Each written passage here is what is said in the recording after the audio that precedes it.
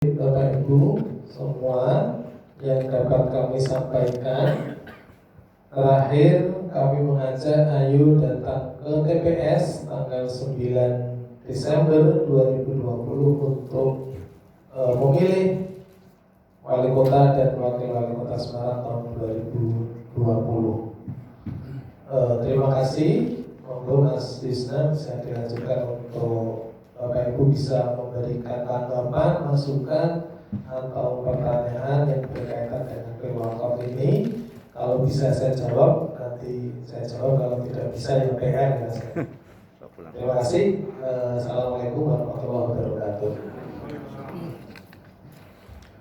Terima kasih Mas Zeni, kita panggil Mas saja, Mas ganteng muda, ya kan. Teman-teman, seperti apa yang disampaikan Mas Zeni tadi, bahwa Pilwakot ini sangat berbeda, ya. Tadi juga sudah dilakukan pengundian tata letak untuk Pilwakot Kota Semarang. Ini yang ada gambarnya, yaitu Mas Zenita itu ada di sebelah kiri, yang sebelah kanan itu kolom kosong tidak bergambar, ya. Jadi perlu dipahami.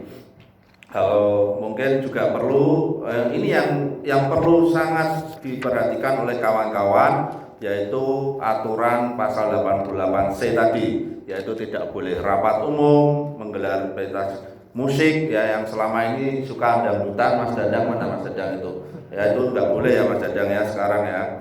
Jadi kemudian ada kegiatan olahraga ini dengan motif apapun, termasuk jalan santai, sepeda santai, kemudian perlombaan-perlombaan, ini dibatasin sekali. Dan tidak boleh, tidak hanya dibatasin, tapi tidak boleh sama sekali. Sosial, kegiatan sosial, basar, donor darah, ya, ini juga tidak boleh. Kemudian peringatan hari ulang tahun partai politik, ya, itu yang teman-teman perlu ketahui, ya, karena ini sangat berbeda sekali kampanye, sistem kampanye pemilu di masa pandemi mau di luar masa pandemi, ya, karena kita wajib melaksanakan protokol kesehatan.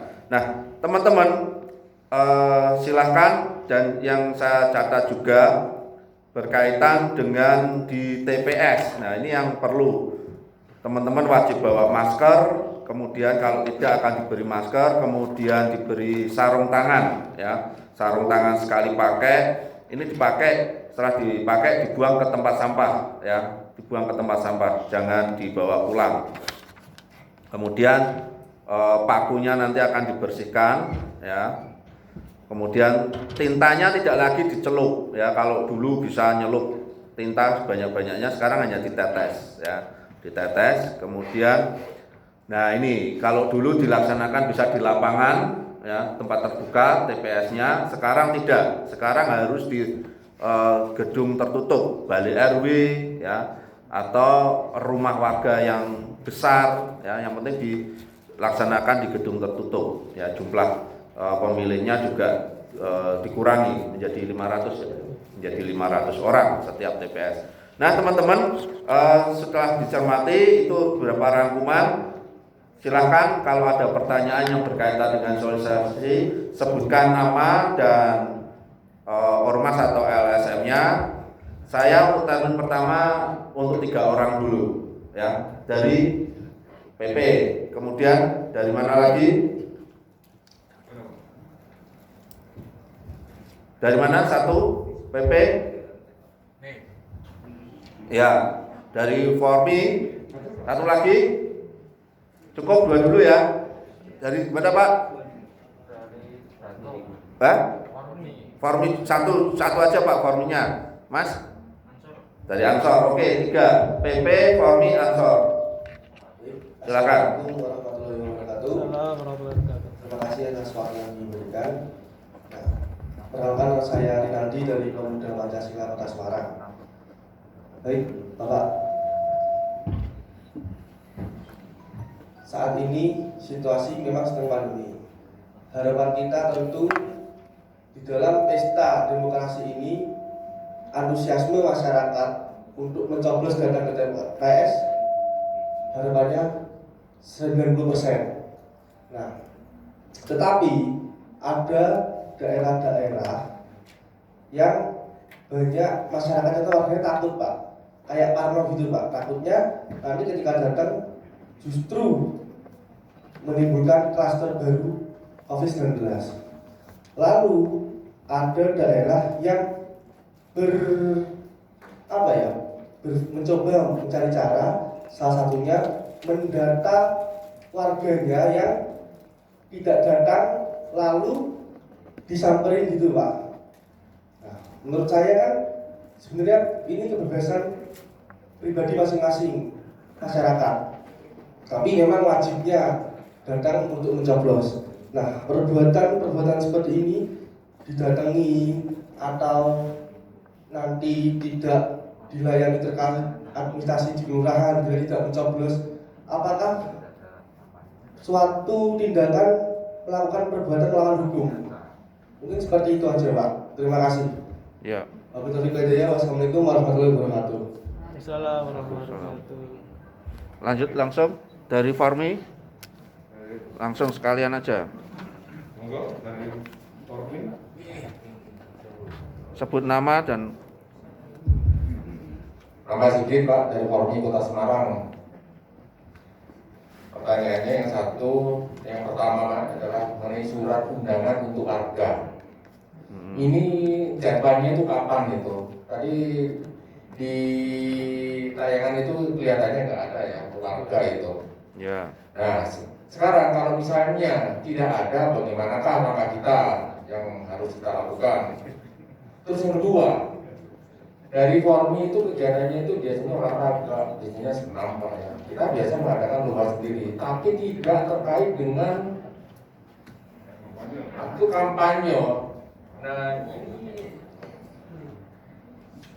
ini caranya gimana supaya senam ini yang mengadakan lomba ini tidak dianggap sebagai kampanye. Ya memang kita pakai protokol kesehatan, kan senam atau lomba senam itu gunanya untuk menambah imunisasi lah, dalam rangka pola hidup baru kita akan harus hidup berdampingan dengan corona. Dan ini sekali-sekali sama sekali tidak ada kaitannya dengan kampanye. Ya. Dan bagaimana untuk membedakan antara kegiatan olahraga yang untuk kampanye dan bukan untuk kampanye. Ya. Oke. Nah, terlebih lagi yang sebagai ketua ini adalah ya pejabat ya, istri pejabat. Nah, ini susahnya kan begitu ya. Ya. Seperti Bu Herbi itu jantung ya. Istri calon petahana, apakah ini disebut kampanye atau tidak? Ya. Tahu dibubarkan atau kita? Ini saya mohon rambu-rambunya itu bagaimana? Ya. Terima kasih. Oke. Langsung Ansor. Ya, monggo.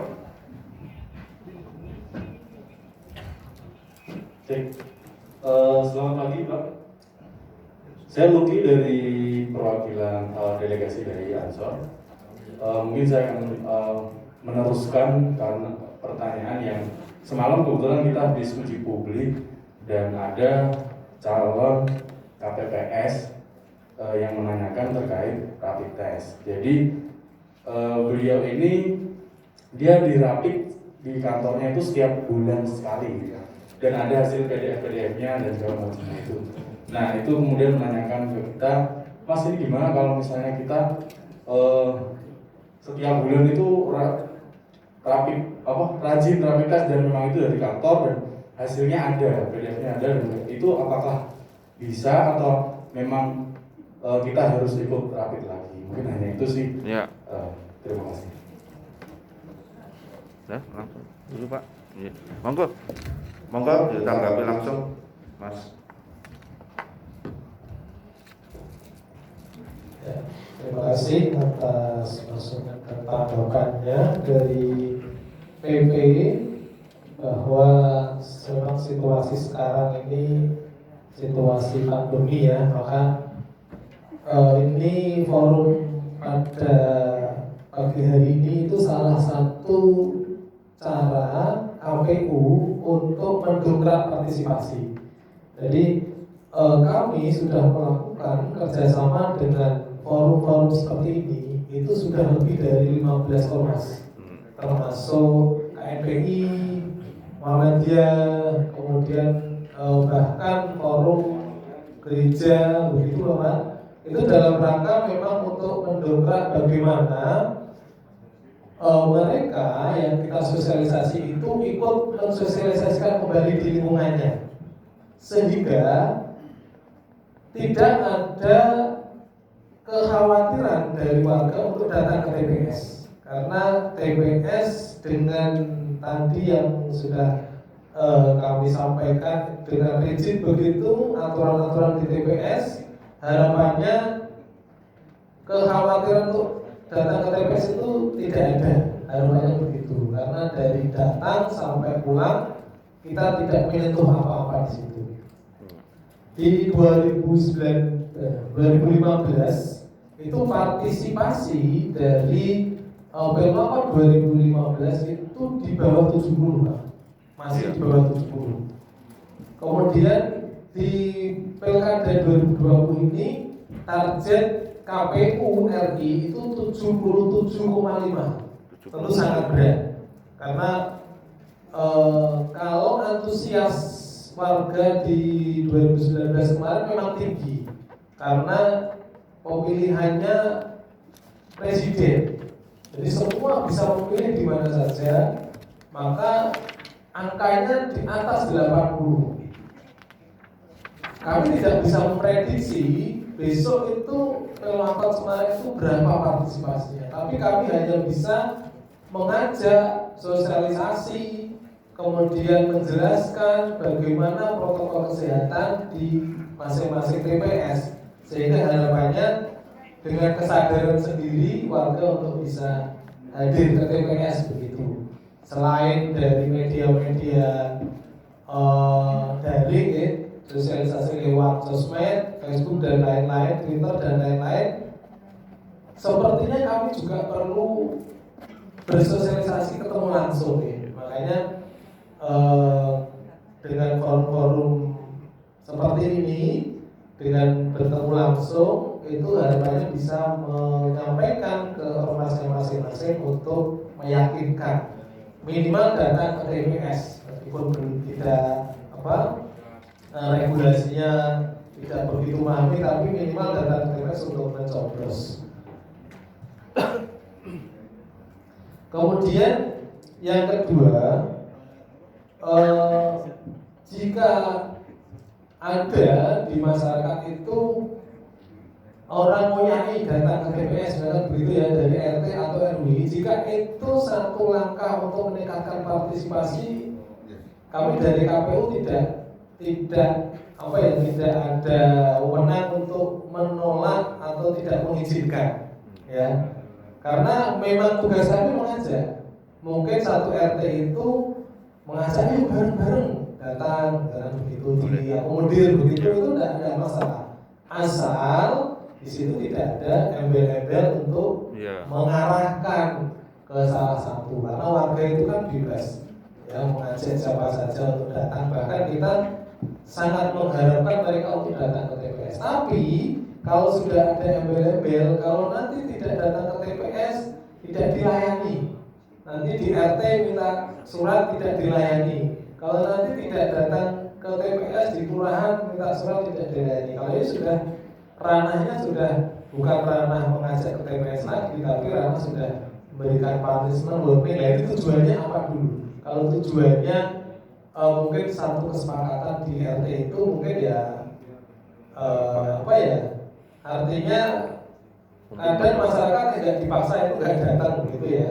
Jadi ini sudah tidak di ranah kami lagi, tapi ranah kesepakatan di warga, dan saya rasa itu tidak bagus lah. Artinya ketidakhadiran kan bisa saja karena satu hal begitu kan, karena sakit atau karena apa yang menyebabkan dia tidak datang. Tapi harapan kami monggo kalau mau mengajak, yuk warganya datang ke TPS, diajak satu-satu, itu tidak ada pelanggaran apa-apa di situ, selama tidak ada mengarah ke salah satu pasangan atau mengajak untuk kesini seperti itu tidak ada. Jadi sah-sah saja karena memang kita harus mengajak untuk di situ, apalagi ini di masa kadang ada warga kelurahan atau RT yang COVID-nya tinggi gitu ya Pak ya. Bahkan untuk melayani pemilih, KPPS atas permintaan dari warga bisa datang ke orang yang sedang karantina mandiri. Ya, jadi bisa Pak, misalkan sedang COVID begitu, nanti KPPS akan datang atau ke orang yang tidak bisa hadir ke TPS karena keterbatasan fisik. Misalkan sudah tua nggak bisa hadir ke TPS, itu bisa. 2 KPPS beserta 1 Linmas kemudian akan datang ke rumah tersebut untuk melayani hak pilihnya. Jadi di TPS Disabilitas gimana Pak? Disabilitas bisa Pak, termasuk di dalamnya.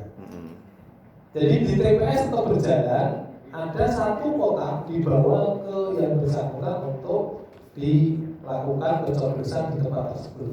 Tentu kalau ini kaitan dengan COVID berarti ya KPPS akan kami model sedemikian ketat untuk tidak terjadi persinggungan, bahkan surat-suara juga harus kami, artinya tetap sarung tangan tetap dipakai begitu, artinya surat-suara tidak terpegang oleh yang terkena COVID begitu. Jadi nanti kan surat-suara akan kembali ke TPS lagi, mereka akan bercampur dengan yang lain.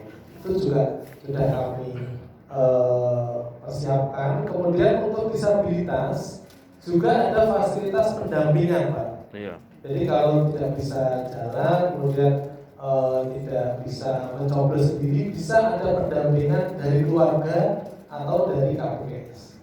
Jadi di sana ada form namanya form pendampingan, itu bisa dimanfaatkan untuk yang tidak bisa melakukan pencoblosan sendiri.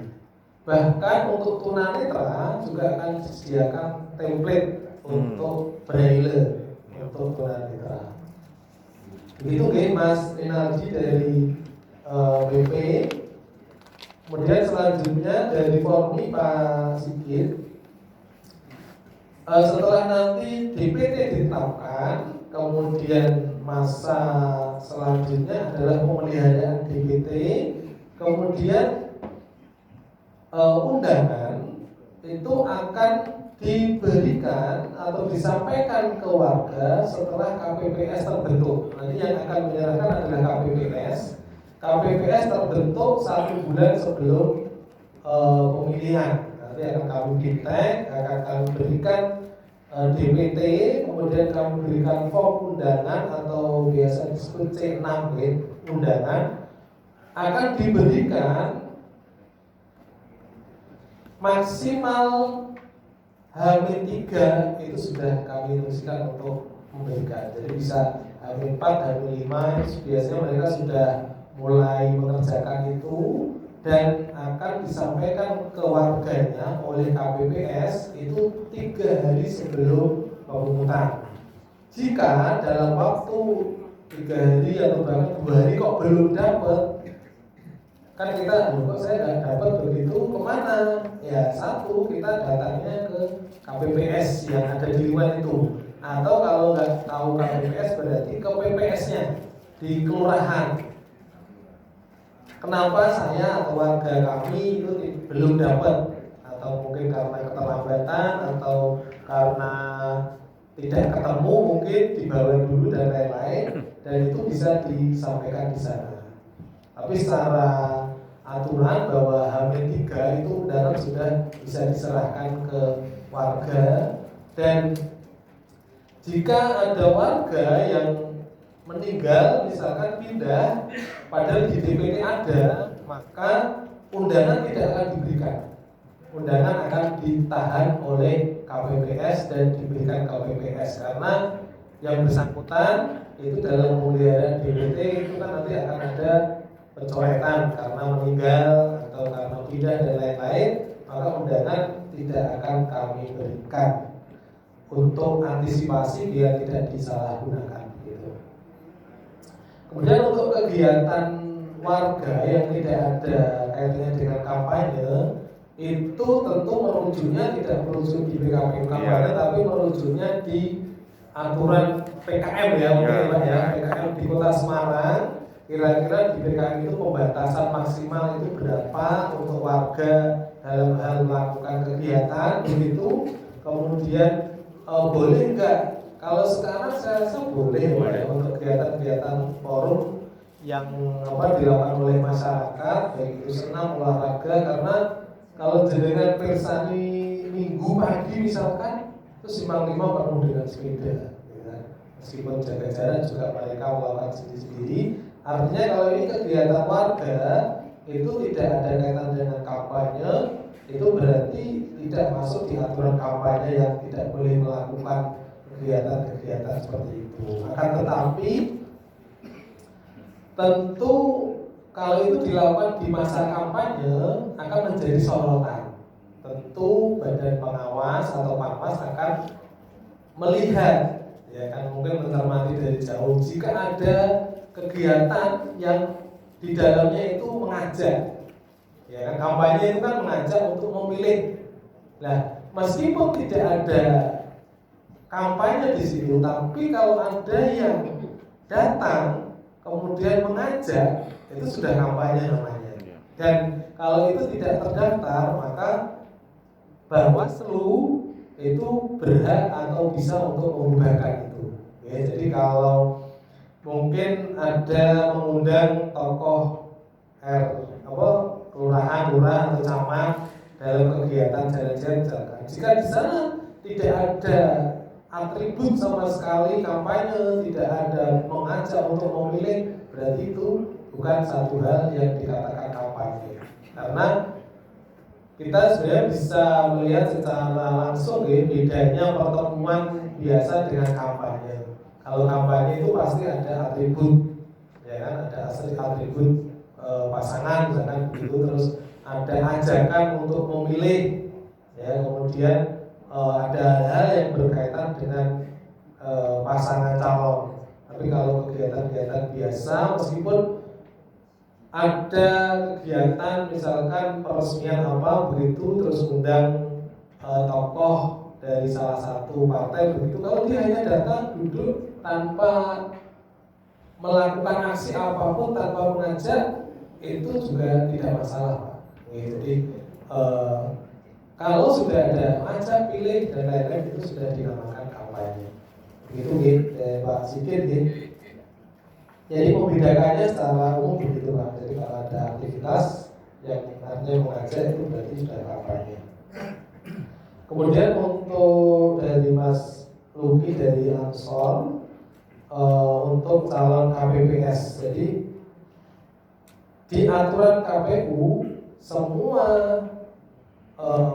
petugas baik itu PPDP, KPU, PPK, PPS, semua kami rapid. Dan apa boleh, misalkan sudah rapid di luar, kemudian sudah ada tanda sudah rapid, itu boleh dijadikan hal sehingga tidak ikut rapid, itu tidak boleh, Mas. Karena memang tetap rapid, ya tetap rapid, karena ini adalah kegiatan KPU, hasilnya juga harus hasil dari kerjasama dari KPU dengan Dinas Kesehatan. Oke, jadi walaupun kemarin sudah rapid, tapi tetap harus dirapid karena hasilnya ini kami harus bertanggungjawabkan. Yang mendaftar KPPS jumlahnya 7 berarti ya kerjasama dengan Dinas Kesehatan juga yang dirapid itu 7. Jadi ada pertanggungjawaban secara material di situ, sehingga rekap di KPU juga akan klop begitu. Artinya memang itu satu keharusan, bahkan yang tidak mau rapid harus diganti, Pak. Iya. Ya, jadi itu dalam rangka memang kita ketat untuk protokol COVID-19 pencegahan ini, karena memang kemarin sudah di warning untuk ditunda begitu ya, Pak, ya, di masyarakat, tapi oleh Dewan, oleh pemerintah, Bawaslu masih ini masih bisa dilaksanakan dengan catatan. Berarti harus kampanye kemarin yang konser itu dihilangkan dan lain-lain. Dan Ya. insya Allah KPU juga akan berkomitmen dengan itu. Mungkin itu Bapak, terima kasih. Terima kasih Mas Zaini. Jadi teman-teman, saya simpulkan yang disampaikan Mas Zaini. Tugas kita, ya, tujuan dari sosialisasi ini tentu mensukseskan apa yang dilakukan oleh KPU, yaitu dengan target minimal 77,5% untuk hadir pada saat 9 Desember. Syukur-syukur dengan kehadiran teman-teman ini setelah sosialisasi ini bisa mengajak warganya, ya, teman-temannya itu untuk datang ke TPS, maka jumlah pemilih akan meningkat dan KPU Kota Semarang bisa sukses menyelenggarakan pemilu wali kota 9 Desember yang akan datang, ya. Kita sebagai warga negara yang baik tentu wajib menggunakan hak pilih kita, ya, menggunakan hak pilih kita karena itu merupakan suatu kewajiban sebagai warga negara yang baik, ya. Teman-teman jangan khawatir, ya. Maka seperti yang sampaikan Mas Zaini tadi, bahwa PKPU yang terbaru itu memperbaiki PKPU yang lama, dimasukkan protokol kesehatan, ya. Salah satunya yang sangat-sangat dominan yaitu pasal 88C tadi, melarang semua kegiatan yang bersifat massal, ya. Jadi kemudian juga petugasnya semuanya dipastikan sehat, ya, karena di rapid test, ya. Yang dipakai adalah rapid test dari KPU, bukan rapid test dari pihak lain, ya. Itu yang, ya Mas, ya. Jadi jelas. Saya berikan kesempatan 2 orang lagi, ya, kalau masih ada, kalau tidak ada saya tutup. 2 orang. Ini yang langsung 3. Yang belakang 1, kemudian Bapak 1. Udah cukup.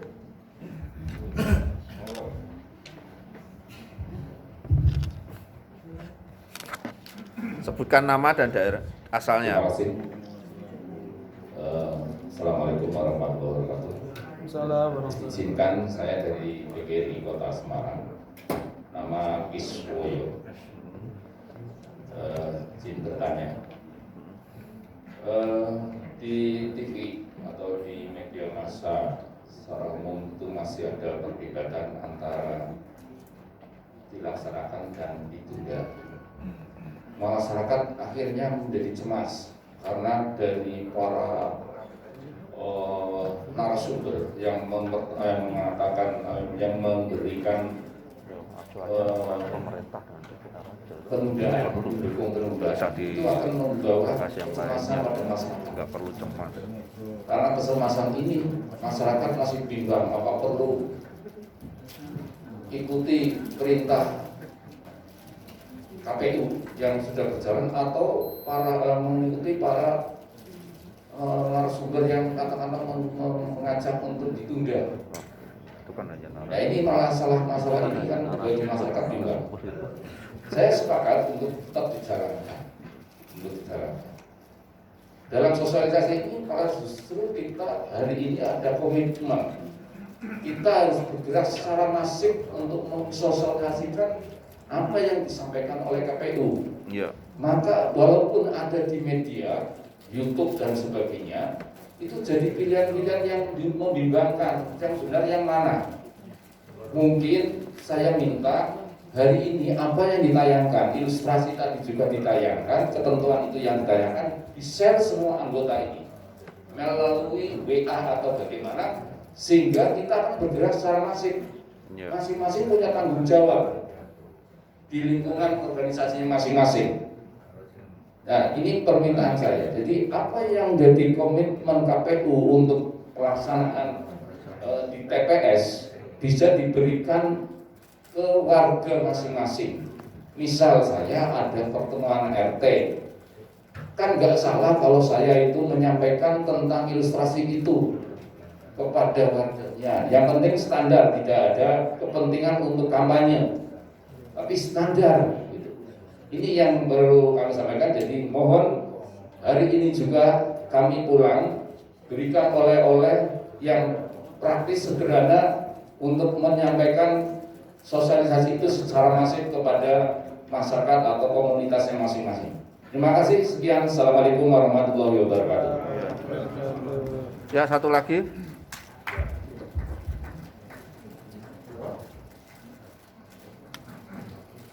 Terakhir.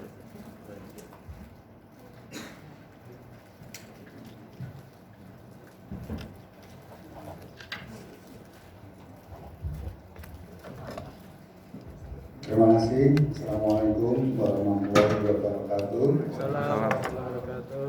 Kami dari Gram, nama Yoyon, Pak. Di sini kami menyampaikan yang pertama, terima kasih. Kami meminta materi tadi fotokopi flash disk, Pak, ya.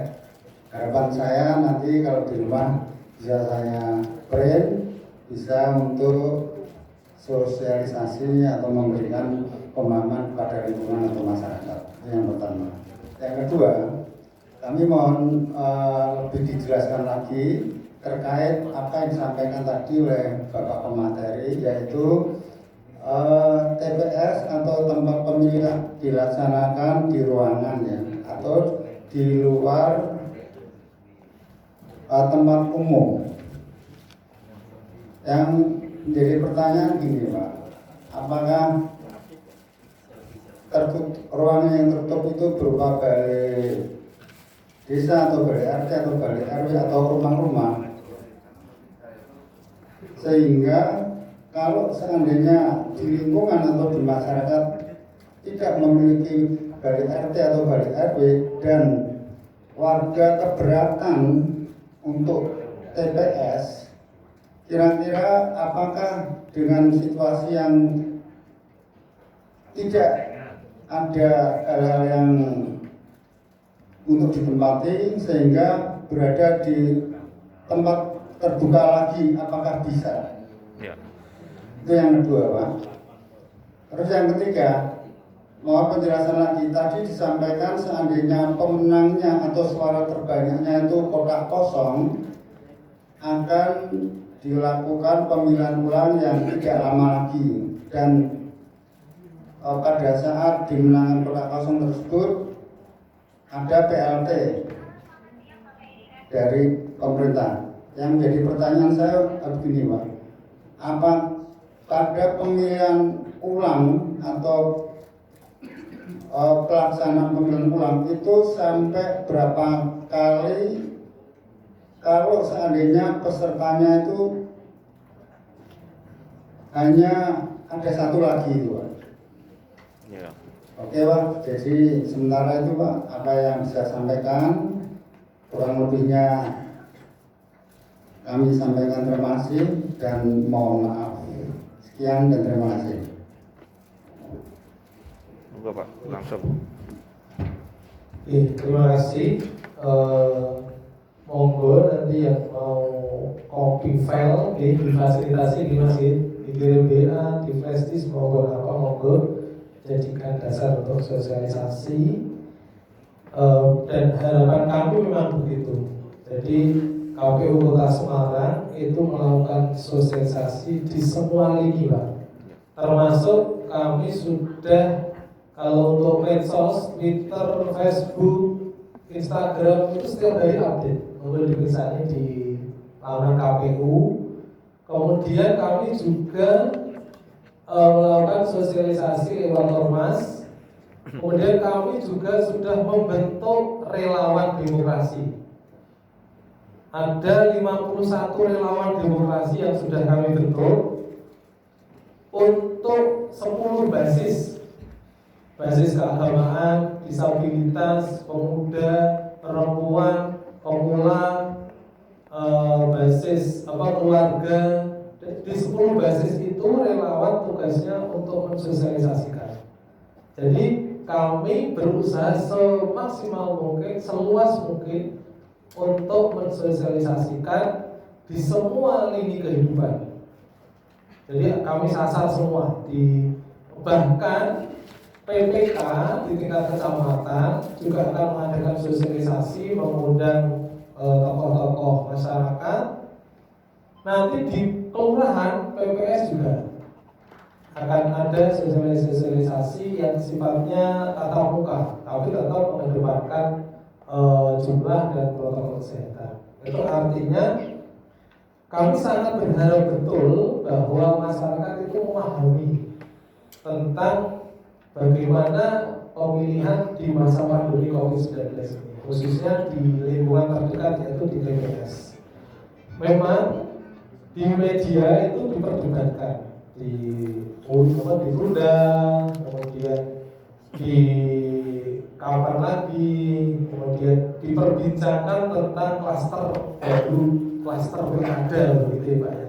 Makanya pemerintah ambil langkah cepat, dirapatkan antara pemerintah, KPU, Dewan, Bawaslu, dan sudah disepakati bahwa pilkada tetap dilanjutkan dengan catatan-catatan seperti yang tadi, kampanye tidak boleh, tidak boleh. Artinya jika perbincangan itu masih menjadi mengganggu pemikiran masyarakat begitu, harapan kami masyarakat juga bisa menyeimbangkan ya, tidak hanya berita-berita yang sifatnya, karena memang banyak Pak media atau berita yang itu menginginkan ditunda begitu.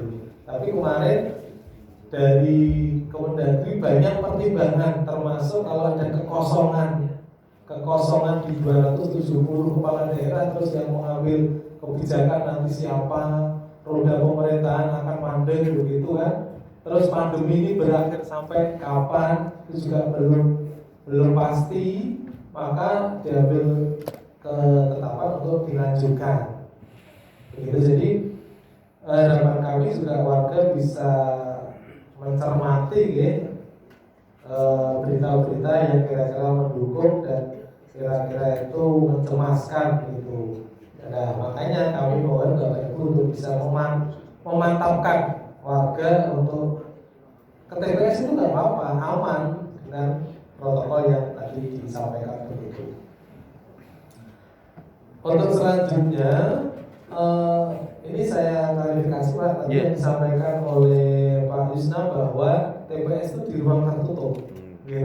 Yang tertutup tadi itu adalah metode kampanye Pak, kampanye rapat pertemuan terbatas itu Pak. Tapi kalau TPS justru tidak di tempat yang tertutup. Ini sekaligus kami klarifikasi. Jadi kami itu memfasilitasi untuk pembuatan TPS itu dengan adanya sewa tenda gitu. Jadi tidak harus di ruangan. Justru kalau dari dinas kesehatan itu justru melakukan pertemuan itu di ruang terbuka. Keinginannya seperti itu. Jadi tetap pendirian TPS itu menyesuaikan kondisi dari lingkungan masing-masing. Kalau ada balai misalkan yang sesuai dengan kriteria pembuatan TPS, ya itu bisa dimanfaatkan. Kalau tidak ada di jalan pun itu bisa dengan memakai teratak dan lain-lain. Artinya dari segi luasnya itu juga harus diperhatikan, kemudian tata letak di dalam itu juga sudah diatur. Kalau itu sudah memenuhi kriteria, berarti sudah bisa didirikan sebuah TPS, termasuk akses disabilitas. Jadi juga disabilitas juga diberi akses dengan kursi roda bisa masuk begitu. Jadi justru tidak dianjurkan di tempat yang tertutup rapat begitu Pak. Ya, jadi harus di tempat yang terbuka, anginnya bisa, artinya ini sirkulasi udaranya bisa jelas begitu. Itu untuk pembuatan TPS, sekaligus untuk tadi meluruskan dari kalau pertemuan terbatas tadi memang harus di tempat tertutup karena memang ini terbatas, tidak ada pihak luar yang ikut menyaksikan di dalam itu. Kemudian untuk jika suara sah itu adalah suara yang dihitung, jadi tidak suara sah itu tidak semua DPT yang ada di situ tidak, tapi suara sah itu adalah suara yang mencoblos dan dihitung sah. Kan ada yang tidak sah, misalkan coblosnya di luar kolom itu kan tidak sah. Jadi yang sah itu jika lebih dari 50% pasangan calon yang banyak, yang lebih itu berarti ditetapkan sebagai wali kota. Tapi jika suara sahnya itu lebih banyak di kolom kosong, maka pemilihan diundur. Diundur diikutkan ke pemilihan serentak terdekat. Artinya kalau sekarang di Jawa Tengah itu ada pilkada 2020 itu 21 kabupaten kota. Jika nanti ada pilgub, karena ini masih digodok, ini pilgub gubernur itu mungkin 2023 misalkan atau 2024, maka pilkada bisa diikutkan bersama. Seperti di Makassar, Bapak. Makassar 2018 itu menang kolom kosong 2018. Maka tidak nunggu 5 tahun, tapi pemilu terdekat ya 2020 ini. Ini ikut lagi, diadakan lagi, mulai proses dari awal lagi. Penganggaran juga dari awal, pendaftaran peserta, pendaftaran calon juga dari awal lagi, dan pasangan calon yang kemarin itu mendaftar boleh mendaftarkan kembali karena periodisasinya kan belum dihitung dari satu periode. Jadi diulangnya itu adalah diulang dari proses awal pendaftaran kembali. Jadi tidak diulang hanya satu pasangan calon besok langsung ke satu pasangan calon, tidak, tapi diulangnya ya diulang dari awal. Bisa saja nanti ada 2 pasang atau ada 3 pasang gitu. Kalau diulang kok masih prosesnya masih sama, menang kosong lagi, ya diulang lagi di berikutnya gitu. Artinya itu aturannya memang begitu. Jadi mungkin ada aturan yang baru, tapi untuk sekarang itu diulangnya diikutkan ke pemilu terdekat. Mungkin 1 atau 2 tahun kalau ada pemilu yang serentak, berarti nanti diulangnya di situ. Jadi terus yang mengisi adalah pejabat yang ditunjuk oleh gubernur begitu. Jadi wali kotanya, calon wali kotanya juga tidak menjabat lagi karena sudah berakhir masa jabatannya dan diganti oleh pejabat dari gubernur. Jadi monggo ini satu pilihan yang masyarakat bisa mencermati begitu. Kalau saya pilih ini nanti ini, kalau saya pilih ini nanti terjadi seperti ini, itu kan pilihan masyarakat. KPU hanya melaksanakan regulasi, memberikan pemahaman kepada masyarakat bahwa aturannya itu begini, kalau yang menang kolom pasangan itu begini, kalau yang menang kolom kosong itu. Jadi KPU harus menjelaskan itu secara utuh. Itu Bapak kayaknya sama kayaknya. Terima kasih Mas Zaini. Jadi terkoreksi, mohon maaf tadi bahwa pelaksanaan bisa tempat terbuka dengan tenda ya Pak ya. Yang tertutup adalah kampanyenya dengan maksimal 50 orang ya Pak ya. Ya, itu jadi terkoreksi teman-teman, mohon maaf. Kemudian teman-teman sebagai gambaran aja seperti apa yang disampaikan Mas Zaini tadi, bahwa kalau nanti yang terpilih adalah kolom kosong menang, maka akan diulang ya, pemilu diikutkan oleh pilkada serentak terdekat ya. Pilkada serentak terdekat kita mungkin 2023. Artinya selama 3 tahun itu hanya ada PLT. Nah, kalau ada PLT maka kita tahu menurut undang-undang bahwa PLT tidak punya kewenangan memutuskan strategis dan anggaran. Ya. Artinya bahwa pembangunan di Kota Semarang nanti akan sedikit terhambat, ya. Tolong ini dicermati, maka saya harapkan teman-teman bisa mendorong teman-temannya supaya partisipasi tingkat pemilihan ini tinggi, ya. Jadi kalau ada 270 kepala daerah ini nanti PLT kan susah, apalagi kalau ditunda. Nah, sekalian Pak, informasi dari PGRI tadi bahwa sudah diputuskan ya Pak Iswoyo, bahwa pemerintah dan DPR sudah memutuskan tidak mungkin pemerintah mau PLT-kan 270 kepala daerah kalau itu ditunda lagi. Ya, artinya pembangunan di 270 kepala daerah ini akan terhambat. Ya, kita mungkin harus ambil sisi positifnya. Teman-teman yang saya hormati, demikian diskusi kita pada hari ini. Terima kasih atas kehadiran teman-teman. Mohon maaf jika ada kesalahan yang saya sampaikan. Mari kita mengucap syukur bersama-sama bahwa diskusi ini bisa berjalan dengan baik. Tepuk tangan untuk Pak Zaini. Ya. Mohon maaf jika teman-teman kurang puas dengan diskusi ini, karena kita tahu bahwa saya dan Pak Zaini bukan alat pemuas. Terima kasih. Wassalamualaikum warahmatullahi wabarakatuh.